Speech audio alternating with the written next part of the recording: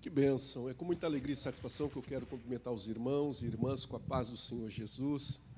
Que Deus vos abençoe. É sempre um prazer atender os pedidos do pastor Cláudio. Toda vez que nos liga, é com muita alegria que nós viemos aqui para a Serra, para juntos comunicar aos irmãos algum dom da parte de Deus, como falou Paulo aos Romanos. Ele tinha desejo de ir e, quando estivesse lá, comunicar algum dom aos irmãos, alguma bênção vindo da parte de Deus. Eu quero convidá-los a ler comigo, assentados como estão, em Hebreus capítulo 12, de onde nós iremos tirar os 3 primeiros versos. Hebreus capítulo 12. Hebreus é uma epístola singular no Novo Testamento. É um livro escrito para o povo judeu, disperso por todas as partes, aonde o autor, alguns sugerem Paulo, outros Apolo, e alguns até mesmo falam que foi Lucas também que escreveu. A ideia mais coerente seria o próprio apóstolo Paulo, escrevendo aqui cerca de 70 a.C., ou um pouco menos, e trazendo a mensagem para os hebreus de que Cristo é superior ao templo, superior a Moisés, superior a Salomão, é superior aos anjos, e ele é o Filho de Deus, o Messias, o Salvador, que intercede por nós lá no céu como sumo sacerdote.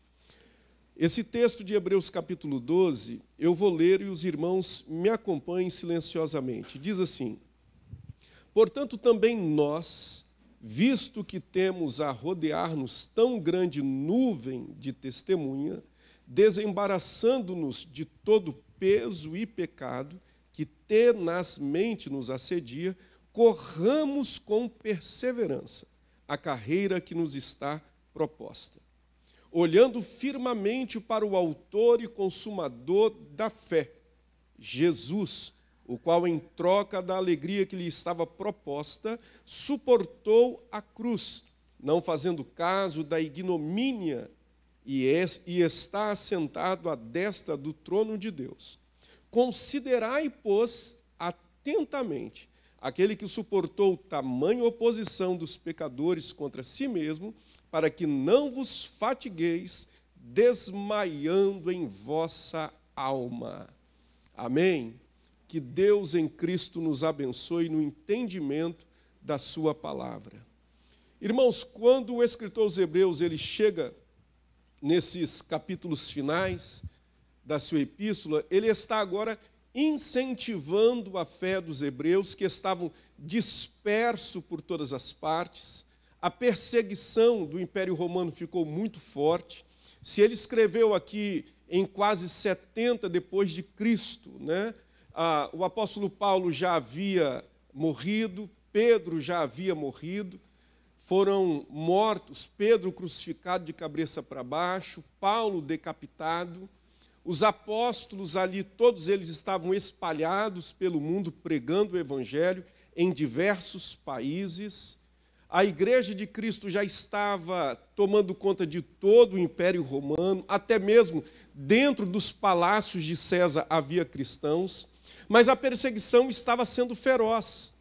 Os judeus estavam também em várias partes do Império Romano, e essa epístola agora começa a mostrar para os judeus cristãos, ou seja, aqueles judeus de nascimento, mas que haviam se tornado cristãos e agora estavam sendo perseguidos, não só pelo próprio Império Romano, mas pelos outros judeus que não aceitavam a sua conversão. Então, ele passa toda a epístola mostrando que Jesus é tudo na vida do cristão, que Jesus é a resposta de Deus para a salvação da alma. Jesus é a resposta de Deus para o perdão dos pecados.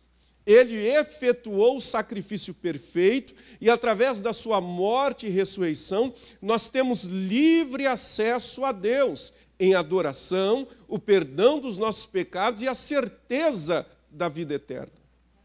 Quando chega no capítulo 12 aqui, ele vai começar agora a incentivar esses hebreus cristãos, e isso se aplica também a nós hoje, como enfrentar as adversidades e as lutas. Irmãos, muitas vezes é comum nós cristãos nos acharmos invencíveis. Por quê? Porque nós servimos a um Deus invencível. É normal nós cristãos, no dia a dia, nos acharmos poderosos. Por quê? Nós servimos a um Deus todo-poderoso. É normal na nossa vida cristã nós acharmos que temos que viver uma vida totalmente alegre. Por quê? Porque o nosso Deus é um Deus de alegria, de gozo e de paz. Só que temos que entender que quem é poderoso e invencível e sempre alegre, gozo, feliz, é Deus, nós não. Nós somos falíveis. Nós passamos por dias de tristezas, angústias e até mesmo depressão. Nós erramos, tomamos decisões erradas. E como enfrentar esses problemas? Como enfrentar esses dilemas? O nosso padrão é elevado e nós estamos aqui embaixo. Almejamos o melhor e nem sempre conseguimos. Como ser um pai melhor, uma mãe melhor? É isso que esse capítulo 12 de Hebreus trata. Para que a gente não desanime quando enfrentar alguma dificuldade, alguma luta, para que a gente não desanime quando nós olharmos para o padrão e nos vermos tão abaixo, mas tão abaixo, que era normal desanimar e dizer, eu nem vou tentar mais. Todos nós enfrentamos lutas e dificuldades, e é normal um dia a gente demorar para sair da cama. O celular desperta, está na hora da gente trabalhar e a gente olha e diz, estou tão desanimado. E a gente, muitas vezes, de olho aberto, ainda na cama, fica esperando o tempo passar, e daqui a pouco dá aquele espaço e, meu Deus, eu tenho que ir, sai apressado. Vai para o trabalho apressado. Quantas vezes levantamos pela manhã e pensamos, tenho que fazer um café, botar os filhos para a escola, ou tenho que levantar agora, cuidar das coisas, daqui a pouco é o almoço. E a vontade que tem é permanecer deitada porque a vida não está boa, a saúde não está boa, está faltando dinheiro. A minha mãe, ela costumava dizer que o sujeito sem dinheiro, até o andar dele é triste. E muitas vezes, quando a gente fica sem dinheiro, fica até desanimado de levantar da cama. O escritor aos Hebreus aqui, ele vai trazer nesses capítulos uma palavra motivadora para que a gente não desanime. Quantas pessoas que estão enfrentando perseguição dentro do trabalho? Pessoas que quando imaginam, meu Deus, hoje eu tenho que trabalhar naquele setor, o coração já dispara, o desânimo toma conta porque está sendo perseguido, está lidando com pessoas que tiram a sua energia, que só joga comentários ruins, que nada que faz está bom.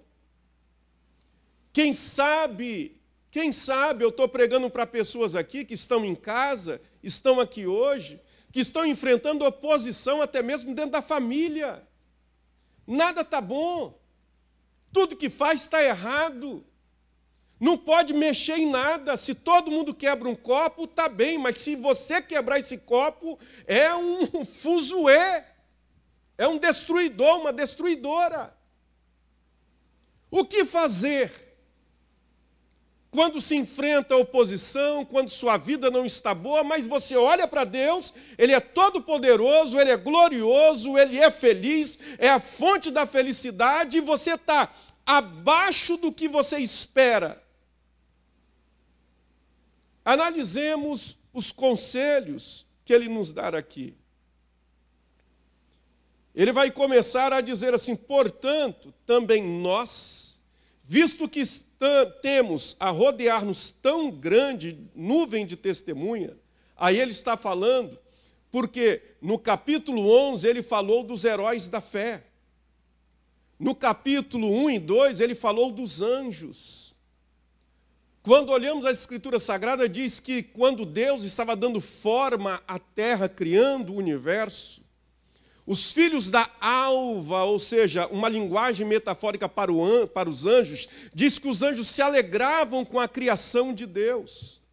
O apóstolo Paulo chega a dizer que eles, apóstolos, eram espetáculos para o mundo e para os anjos, que os anjos ficavam atentos a tudo quanto Jesus estava fazendo na terra, e depois que ele subiu ao céu, tudo que os apóstolos e a igreja estavam fazendo na terra, os anjos observavam. No capítulo 11, aqui ele trata dos heróis do passado, ele trata dos grandes heróis da fé, e agora ele olha para nós. É claro que a palavra se aplica a nós, ele está falando para os hebreus daquela época, cristãos daquela época, e ele diz, olha, nós imaginamos agora Paulo falando para nós hoje, nós que estamos rodeados por essa nuvem de testemunhas, dos santos do passado, que testemunham sua fé para nós, que testemunham os milagres que Deus fez para nós, dos anjos que quando Deus quer, Deus envia para operar livramento, para operar milagres. Nós que estamos rodeados de pessoas que nos odeiam neste mundo, rodeados por Satanás que anda ao nosso derredor, querendo nos tragar, ele diz, portanto, nós que estamos rodeados, aonde os anjos estão olhando e torcendo por nós, aonde os santos do Antigo Testamento estão olhando e dizendo, siga o nosso exemplo, permaneça firme, aonde o diabo tenta nos devorar, ele nos dá um conselho e diz para nós também nos dias de hoje, serviu para eles no passado e serve para nós hoje, dizendo, desembaraçando-nos de todo peso e pecado que tenazmente nos assedia. Ele está dizendo assim, você está como sendo assistido e você está no meio de uma corrida. Paulo se lembra aqui das grandes arenas, dos Jogos Olímpicos. Ele se lembra dessas grandes competições. E ele trata a vida cristã como se fosse uma carreira. Por isso ele fala rodeado de uma grande nuvem de testemunha, porque na imaginação dele era como se estivesse correndo uma maratona, e em todo o processo que você corre na maratona, há pessoas de ambos os lados na pista te observando, e quando você entra no estádio para chegar à volta final, todo o estádio está te observando, e aí ele diz, olha, nós estamos sendo observados, então corra de uma maneira para fugir de todo peso. Algumas traduções diz de todo embaraço. Na nossa vida cristã, em busca de santidade, a gente tanto se afasta do pecado, mas muitas vezes permitimos peso nos nossos pés quando estamos correndo. Permitimos muitas vezes correr com linhas ou fitas embaraçando os nossos pés e a gente corre e não consegue correr a toda velocidade, porque temos linhas amarrando nossos pés, nos embaraçando. Porque muitas vezes temos pesos amarrados aos nossos pés que nos impede de correr. Ele diz, vamos nos desembaraçar, vamos largar o peso, largar o pecado, e ele diz que tenazmente nos assedia. Que pecado nós temos que abandonar? Todos nós que amamos a Deus e conhecemos a palavra de Deus, sabemos os pecados que temos que abandonar.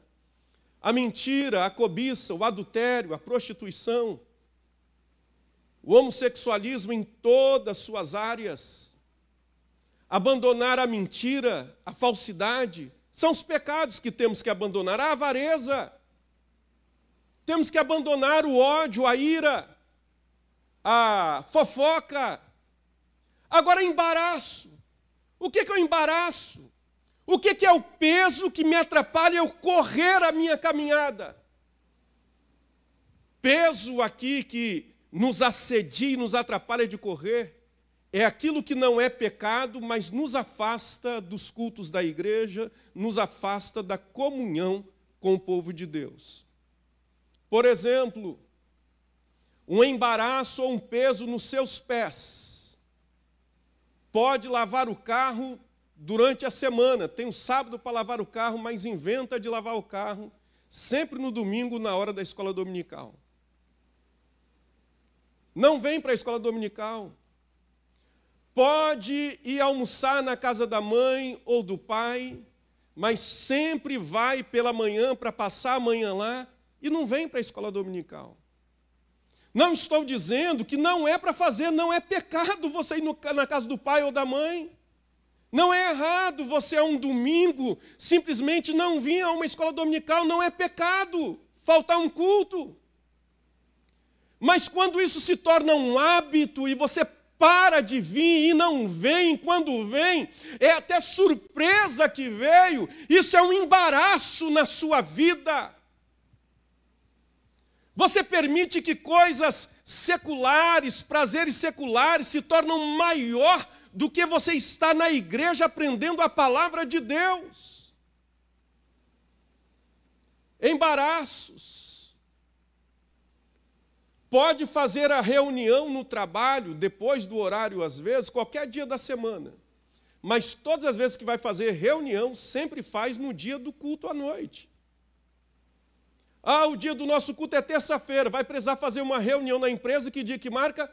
Terça-feira. Por que não marca na quarta, na segunda, na quinta? Porque só marca reunião nos dias de culto da sua igreja.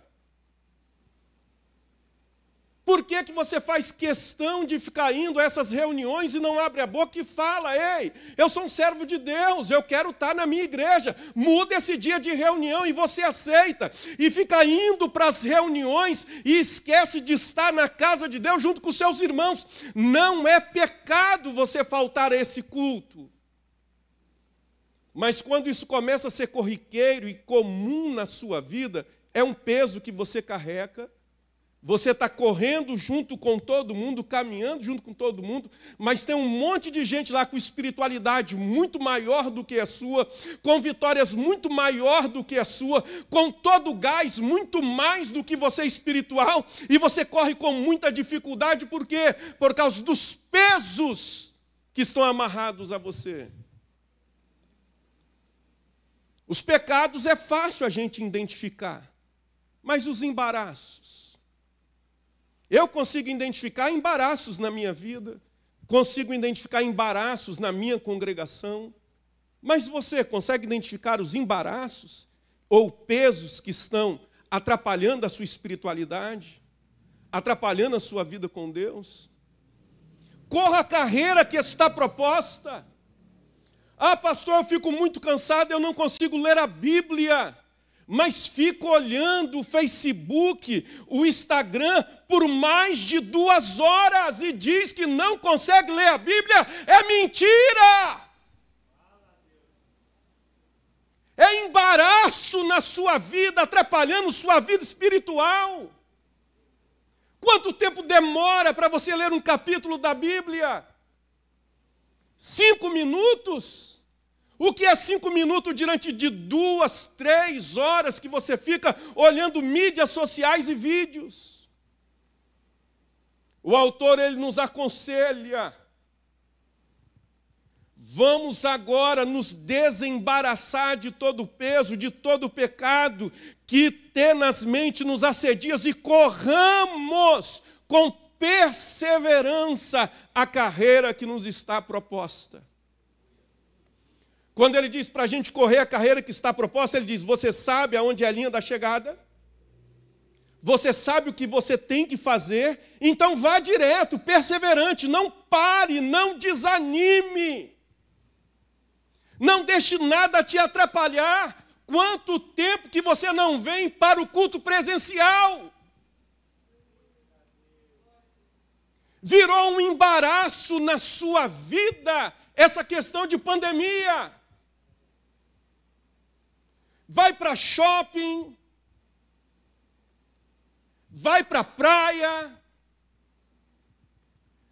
entra em loja, compra em supermercado, Aí quando fala, vou para a igreja, não vou, é perigoso. Ué, será que esse bicho só pega aqui dentro do templo? Por que tem fé para ir no banco, ir no supermercado?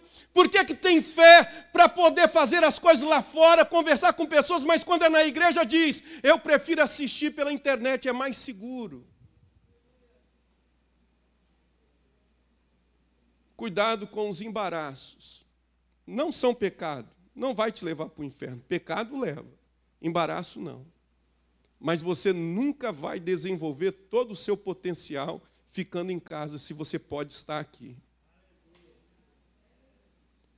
Jesus não estabeleceu igreja online, ele estabeleceu igreja ao vivo. Online é para quem não pode por questão de trabalho ou de doença, por questão de escala. Para nós que podemos, nosso lugar é junto. Ó, quão bom e quão suave é que os irmãos vivem em união, e igreja tem que estar junto.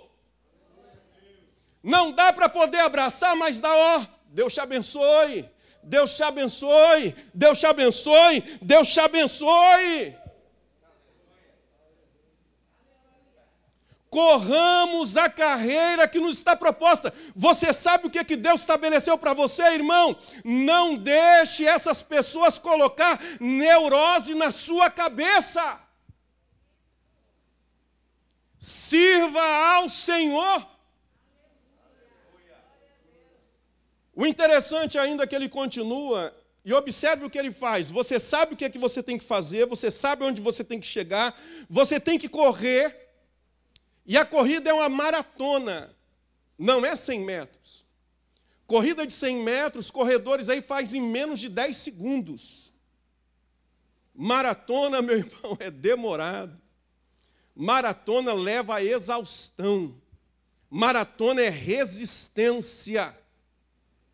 Corrida de 100, 200, 400 metros é potência e velocidade. Quem tem mais força e velocidade chega primeiro. Quando você olha a carreira que está proposta, é maratona. Por isso ele diz, corra com perseverança. Você vai ficar cansado, mas continue correndo. Você vai sentir uma dorzinha aqui do lado. Você diminui o passo, mas continue correndo. Você sabe aonde você quer chegar. Perdeu o fôlego, já viu em maratona? Sempre tem alguém que estende a mão e dá um copinho d'água. Já viu as maratonas? O pessoal correndo. Sempre quando o pessoal está correndo, tem alguém do outro lado da rua fazendo assim, ó. Aí a pessoa pega o copo d'água, bebe um pouco, joga na cabeça e continua correndo. Ei, crente, se você continuar na sua corrida, quando você pensar, eu não aguento mais, o Espírito Santo vai estar com um copo d'água ali para você, você vai beber da palavra, vai ouvir a palavra, vai se renovar e vai chegar lá para a glória de Deus.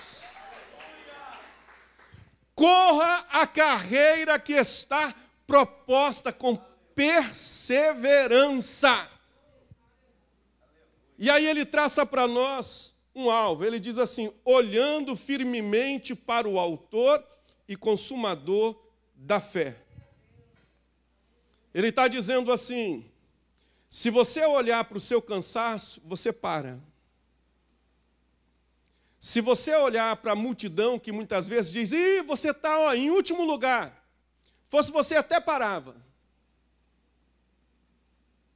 Se você parar para olhar quem está na sua frente, você para de caminhar. Então ele diz assim, olhai para Jesus, o autor. Ele é o líder, ele é o chefe.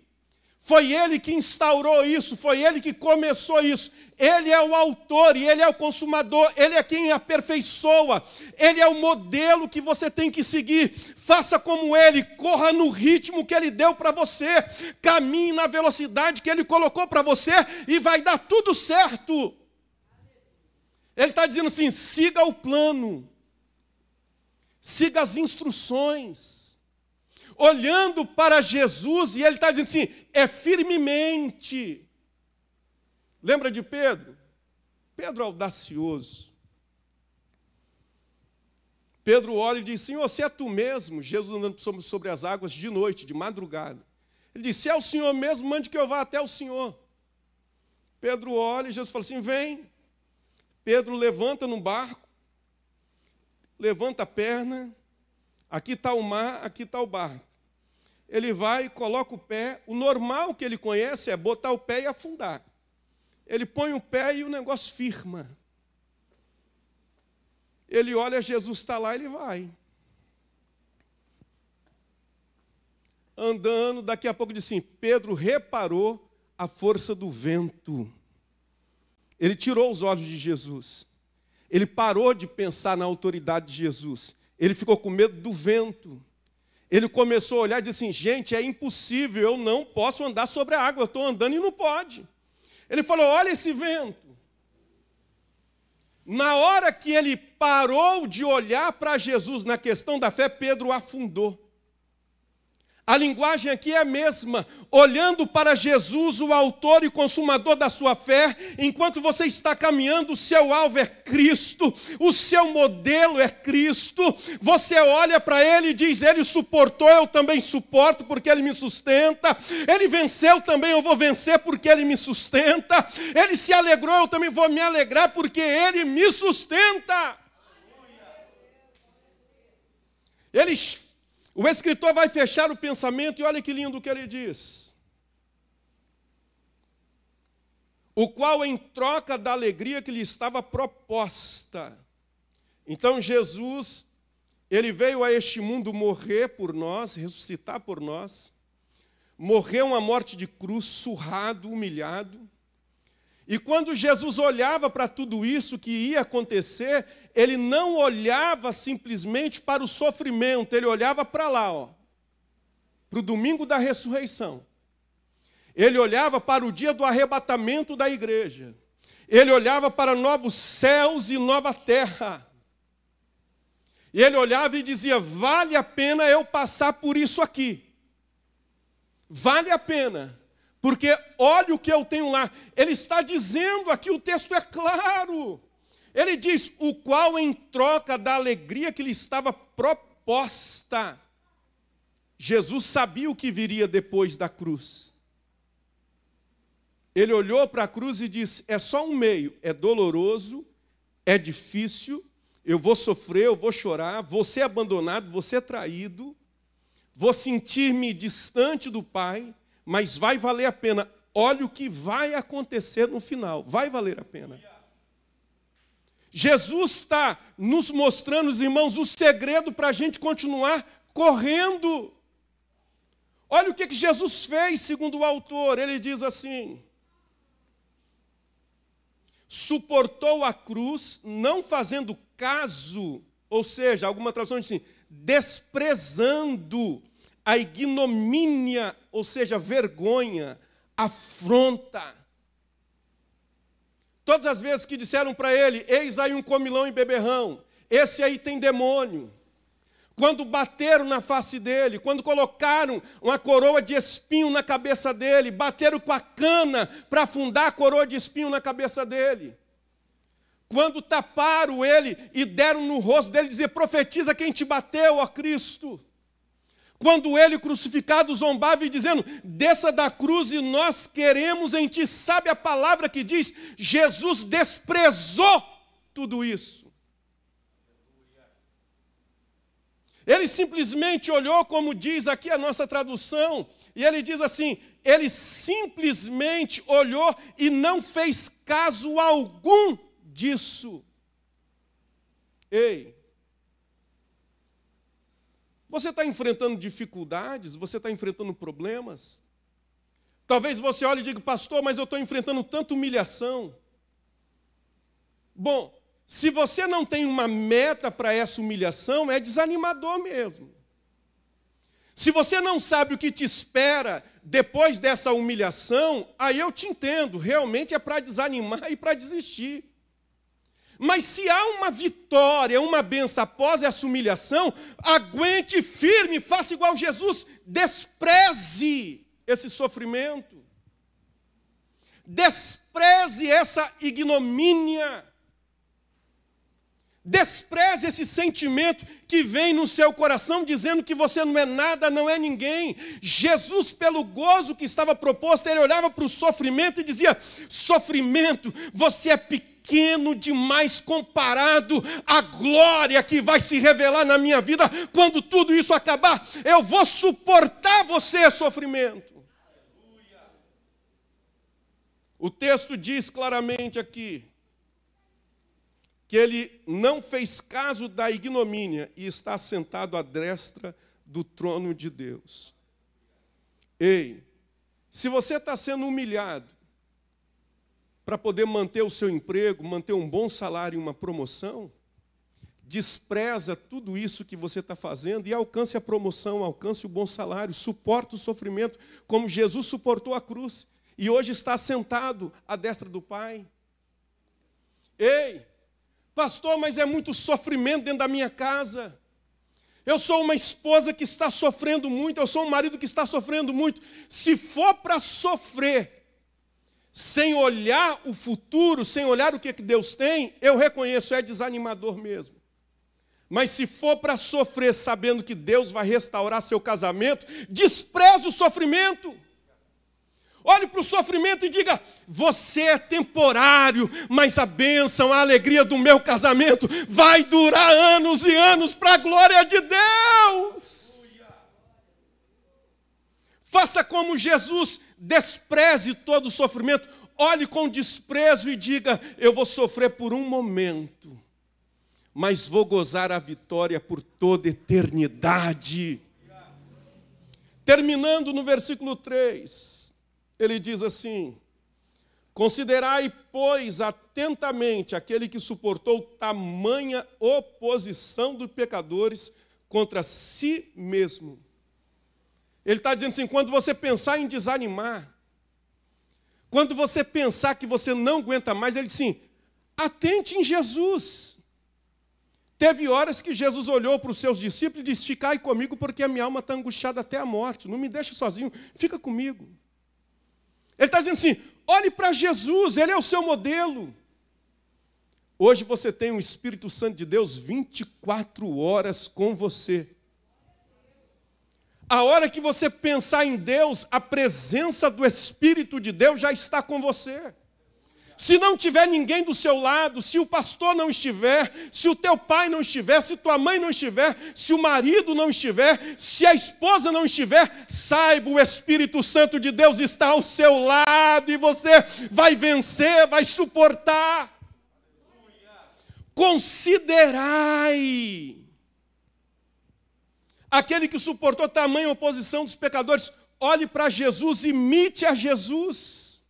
Ele venceu, ele suportou tamanha afronta dos pecadores. E aqui ele encerra a mensagem para a gente. Ele diz assim, para que não vos fatigueis, desmaiando em vossa alma. Ele está dizendo, se você olhar para a sua própria força, se você olhar para o casamento dos outros apenas, se você olhar simplesmente para você, se você olhar simplesmente para a pandemia, olhar simplesmente para a sua conta, para o seu salário, é capaz de você se fastigar, de você ficar tão exausto que dá vontade de parar, de você ficar tão desanimado que quase você desmaia diante das adversidades. Agora, se você atentar para Jesus, sempre haverá um copo d'água estendido para você na caminhada, onde o Espírito Santo de Deus vai renovar a sua força, vai renovar a sua graça. E quando você estiver perto da vitória, a grande nuvem de testemunhas, eu, seus irmãos que te amam, que oram por você, a presença do Todo-Poderoso vai estar dizendo, vai, crente, está perto da sua vitória, crente, não desiste não, crente. É como Jesus dizendo para os discípulos, eu vou e vocês não vão me ver mais porque eu vou subir para o meu Pai, mas preste atenção, eu vou ser morto na sexta-feira, mas vou ressuscitar no domingo e viverei para todo sempre. Vale a pena, irmão, suportar o sofrimento, porque ele é breve, comparado com a glória de Deus que em nós há de se manifestar.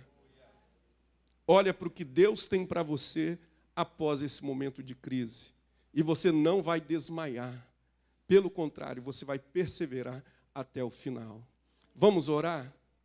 Vamos clamar o Senhor? Eu quero orar por você.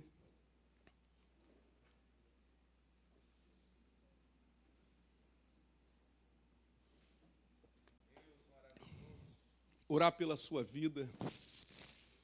Pastor Cláudio, vamos falar novamente aí o tema da campanha? Vamos lá, irmãos, todo mundo juntos? Pela fé inabalável, ainda que, mais uma vez, pela fé inabalável, ainda que, você vai vencer, você vai terminar sua carreira, você vai ver sua vitória chegar. Esse sofrimento, solidão, desânimo é temporário, continue correndo. Feche os teus olhos. Pai amado, nós estamos aqui hoje diante do Senhor, porque nós não vamos desanimar. Nós vamos continuar caminhando, Senhor, nós vamos continuar correndo. Ainda que o fruto da figueira minta, ainda que não haja animais nos currais, todavia nós nos alegraremos no Senhor, caminharemos na força do Senhor.